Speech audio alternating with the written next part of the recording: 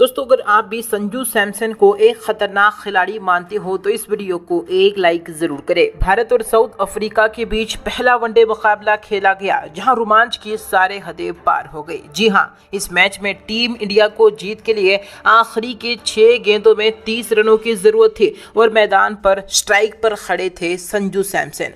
आखिर कैसे संजू सैमसन ने अपनी धुआंधार बल्लेबाजी से साउथ अफ्रीकन टीम की धड़कनों को तेज कर दिया। इसी के साथ कैसे संजू सैमसन ने छक्कों की हैट्रिक लगाकर तहलका मचा दिया, कैसे सबको धोनी की याद दिलाई, सांसों को रोक देने वाले इस मैच की पूरी हाईलाइट आज के इस वीडियो में पूरी तरह से विस्तार से बताएंगे। लेकिन उससे पहले दोस्तों, आप हमें कमेंट करके जरूर बताएं संजू सैमसन की इस बेहतरीन विस्फोटक बल्लेबाजी को आप 10 में से कितने नंबर दोगे।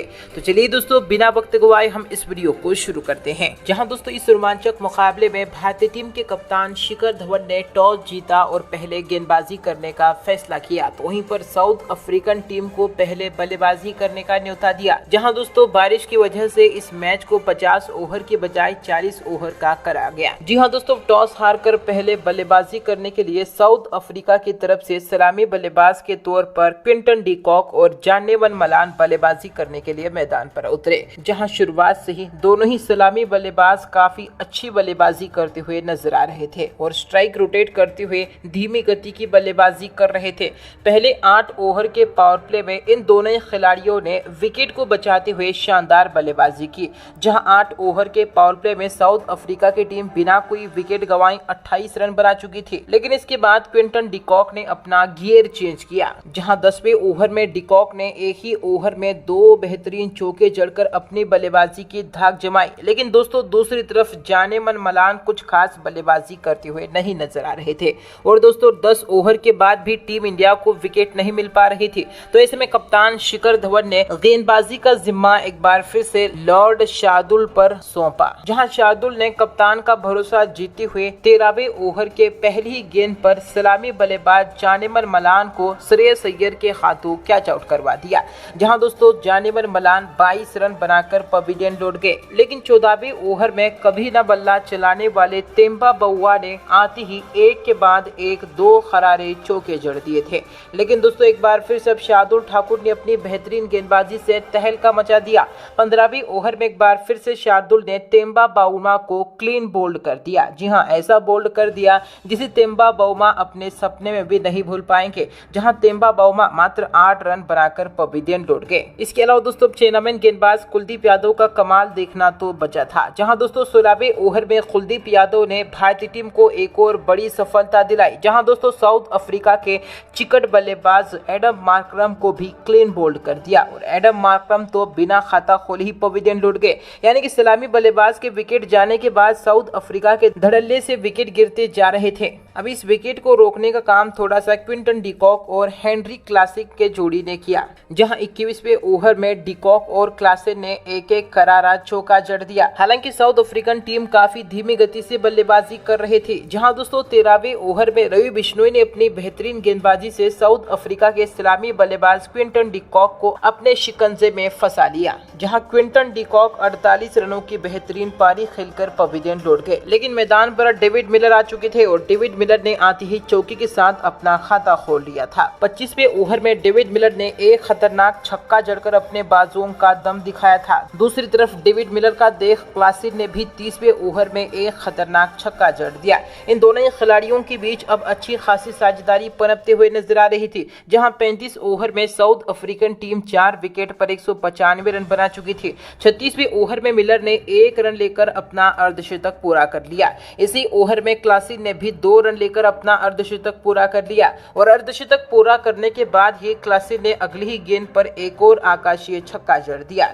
जहां दोस्तों इन दोनों खिलाड़ियों ने अपना अपना गियर चेंज किया। जहां 38वें ओवर में मिलर ने तो खतरनाक बल्लेबाजी करते हुए एक चौका और एक स्मैशिंग क्लासिकल छक्का जड़ दिया। इसके अलावा 39वें ओवर में क्लासिक ने भी एक चौका जड़ा, तो वहीं पर 40वें ओवर में डेविड मिलर के बल्ले से एक गगनचुंबी छक्का देखने को मिला और इस तरह से 40 ओवर के पारी में साउथ अफ्रीका की टीम 4 विकेट के नुकसान पर 249 रन बना पाई और भारतीय टीम के सामने साउथ अफ्रीका की टीम ने जीत के लिए 250 रनों का यानी कि 250 रनों का लक्ष्य रखा। अब दोस्तों लक्ष्य काफी बड़ा था। जी हां, लक्ष्य का पीछा करने के लिए टीम इंडिया को एक बेहतरीन शुरुआत की जरूरत थी। भारत की तरफ से सलामी बल्लेबाज के तौर पर शिखर धवन और शुभमन गिल की बेहतरीन जोड़ी बल्लेबाजी करने के लिए मैदान पर उतरी, लेकिन दोस्तों टीम इंडिया को किसी की नजर लग गई, जहां तीसरे ओवर में कगिसो रबाडा ने अपनी बेहतरीन गेंदबाजी से शुभमन गिल को क्लीन बोल्ड कर दिया।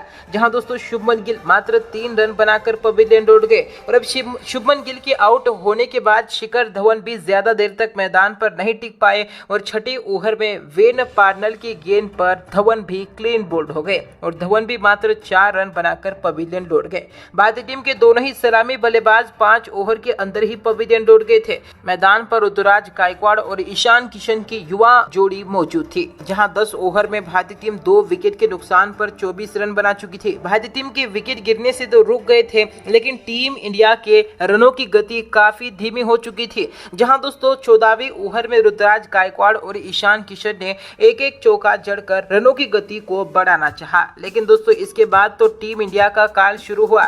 जहां दोस्तों 17वीं ओवर में भारत को बड़ा झटका लगा। तबरेज शमसी ने शानदार गेंदबाजी करते हुए ऋतुराज गायकवाड़ को स्टंप आउट करवा दिया और ऋतुराज गायकवाड़ मात्र 19 रन बनाकर पवेलियन लौट गए। गायकवाड़ की पारी काफी धीमी थी। इसके अलावा 18वें ओवर में भारत को एक और बड़ा झटका लगा और दोस्तों केशव महाराज ने बेहतरीन गेंदबाजी करते हुए ईशान किशन को मलान के हाथों कैच आउट करवा कर पवेलियन भेज दिया और ईशान किशन भी 20 रन बनाकर पवेलियन लौट गए। जहां एक बार फिर से टीम इंडिया को 2 बड़े झटके लग चुके थे। मैदान पर श्रेयस अय्यर और संजू सैमसन की जोड़ी मौजूद थी। इस जोड़ी से भारतीय टीम को और भारतीय फैंस को काफी उम्मीदें थी और इन उम्मीदों पर खरे भी उतरे। जहां 19वें ओवर में श्रेयस अय्यर ने एक खरारा चौका जड़ा, तो वहीं पर इसी ओवर में संजू सैमसन ने एक आकाशीय छक्का जड़कर अपनी धाक जमाई। जैसे ही मैदान पर श्रेयस अय्यर आ चुके थे, रनों की गति काफी तेज होते हुए नजर आ रही थी। 21वें ओवर में श्रेयस अय्यर ने क्लासिकल शॉट्स लगाए, बेहतरीन बल्लेबाजी की और एक ही ओवर में एक के बाद एक लगातार 3 क्लासिकल चौके जड़ दिए। इसके अलावा 23वें ओवर में भी श्रेयस अय्यर ने अपनी लाजवाब बल्लेबाजी का प्रदर्शन दिखाया और 2 बेहतरीन चौके जड़ दिए। जहां श्रेयस अय्यर चौके पे चौके जड़ते जा रहे थे और साथ ही में स्ट्राइक रोटेटिंग भी कर रहे थे। दूसरी तरफ से श्रेयस अय्यर का संजू सैमसन भरपूर साथ दे रहे थे। जहां दोस्तों 25वें ओवर में श्रेयस अय्यर ने एक बेहतरीन चौका लगाकर अपना अर्धशतक पूरा कर लिया। अब अर्धशतक पूरा करने के बाद श्रेयस अय्यर ने चाहा कि और ज्यादा रनों की गति को तेज कर दो, लेकिन असफल रहे। जहां 27वें ओवर में लुंगी एंगेडी ने शानदार गेंदबाजी करते हुए श्रेयस अय्यर को रबाडा के हाथों कैच आउट करवा दिया और श्रेयस अय्यर ने अपने इस पारी में 37 गेंदों में 50 रन बनाए और पवेलियन लौट गए।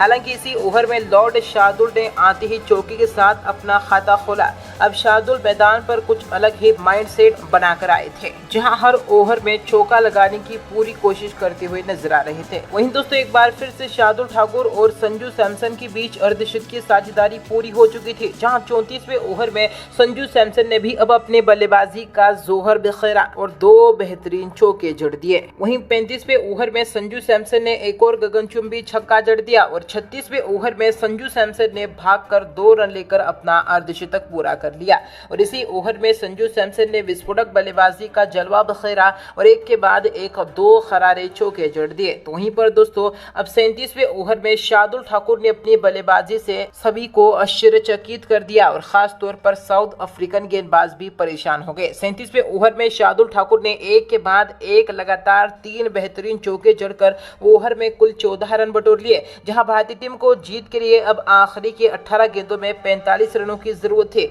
ऐसा लग रहा था कि शार्दुल ठाकुर और संजू सैमसन भारत को आसानी से मैच में जीत दिला पाएंगे, लेकिन दोस्तों अब 38वां ओवर लुंगी एंगेडी लेकर आए। जहां दोस्तों इस ओवर के पहली ही गेंद पर संजू सैमसन ने एक खरारा चौका जड़ दिया, दूसरी गेंद पर 1 रन लिया, लेकिन तीसरी गेंद पर टीम इंडिया को बड़ा झटका लगा। जहां दोस्तों शार्दुल ठाकुर के रूप में बड़ा विकेट गिरा। लुंगीडी ने शार्दुल ठाकुर को महाराज के हाथों कैच आउट करवा दिया और शार्दुल ठाकुर 33 रन बनाकर पवेलियन लौट गए और इसके बाद अगली पहली ही गेंद पर कुलदीप यादव तो बिना खाता खोले ही पवेलियन लौट गए। यानी कि इस ओवर में लुंगी एंगड़ी ने 8 रन खर्च करके 2 बड़े विकेट हासिल किए। मैच एक बार फिर से पलट चुका था, जहां भारत को जीत के लिए आखिरी के 12 गेंदों में 38 रनों की जरूरत थी। जहां दोस्तों 39वें ओवर में रबाडा ने एक बार फिर से मैच को पलट दिया, जहां पहले 3 गेंदों पर रबाडा ने मात्र 2 रन खर्च कर दिए। वहीं चौथी गेंद पर आवेश खान ने कोई रन नहीं लिया। ऐसे में 5वीं गेंद पर रबाडा ने बेहतरीन गेंदबाजी करते हुए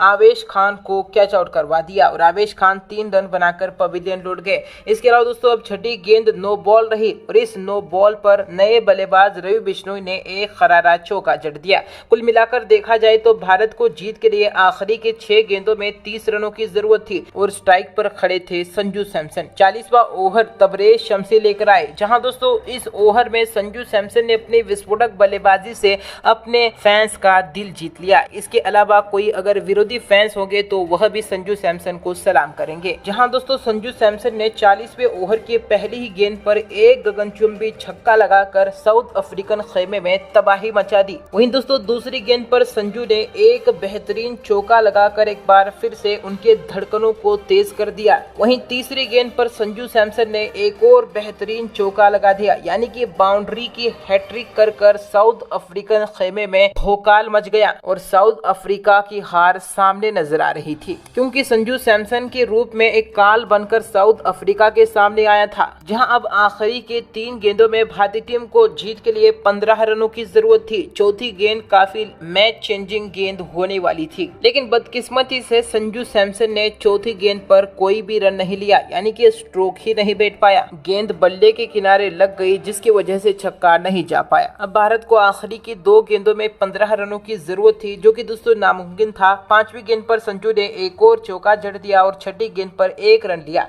यानी कि संजू सैमसन ने इस ओवर में कुल 20 रन बटोर लिए। यानी कि दोस्तों टीम इंडिया को इस मैच में सिर्फ 9 रनों से हार का सामना करना पड़ा। दोस्तों इसमें खास तौर पर भारत ने मैच तो हारा, लेकिन संजू सैमसन ने दिल जीत लिया। इसमें संजू सैमसन की इस बेहतरीन प्रदर्शन पर आपकी महत्वपूर्ण राय क्या है, उसका जवाब आप हमें कमेंट करके जरूर दें।